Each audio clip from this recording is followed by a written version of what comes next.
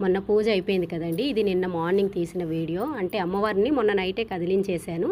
ఇక నిన్న మార్నింగ్ ఇవన్నీ తీసి గంగలో కలపాలి కదండి. దానికోసం అయితే నిన్న ఇవన్నీ ఇట్లా తీసానండి. ఫస్ట్గా అమ్మవారికి అయితే దండం పెట్టేసుకొని ఇక అంతా మంచిగా జరిగిందండి. ఫస్ట్ టైం అయినా నోము చాలా మంచిగా జరిగింది. అసలు నా ఆనందానికి హద్దులు లేవు, అంత మంచిగా జరిగింది.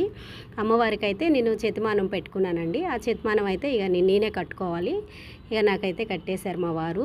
ఎప్పుడు నేను అంటే ఎక్కడ వేస్తాను ఇవి పూజవి సామాన్లు ఇవన్నీ అంటే పువ్వులు అవన్నీ, దానికోసం ఇలా వీడియో తీశానండి. ఎక్కడ మేము కలుపుతాం అనేది. ఇదిగోండి, ఇది మా ఇంటికి దగ్గరలోనే ఉంది ఈ చెరువు.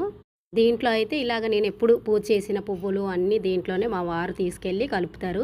ఇక స్వయంగా నేనైతే వెళ్ళాను. అక్కడ మీరు గమనిస్తున్నారో లేదో ఆ వాటర్లో చూసారా, అది ఏమి తీగనో తెలియదండి. అంటే కమల పువ్వులా లేకపోతే ఏంటో తెలియదు. వాటర్లో అట్లా వెళ్తున్నట్టు అనిపిస్తుంది. నాకే అట్లా అనిపిస్తుందా అని అయితే వీడియో తీశాను. దీంట్లో అయితే కలుపుతామండి మేము. దేవుడివి ఏవైనా పువ్వులు ఉన్నాయి అదిగోండి చూడండి.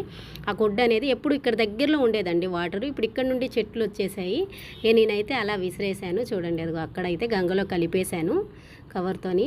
పూజ మటుగా చాలా మంచిగా జరిగిందండి. ఇది ఎందుకు మీ వీడియో తీశానంటే మీకు ఒకసారి చూపిద్దాం. ఇలా అయితే నేను ఇవన్నీ పూజ సామాన్లు అవి దీంట్లో ఇట్లా కలుపుతామని. వీడియో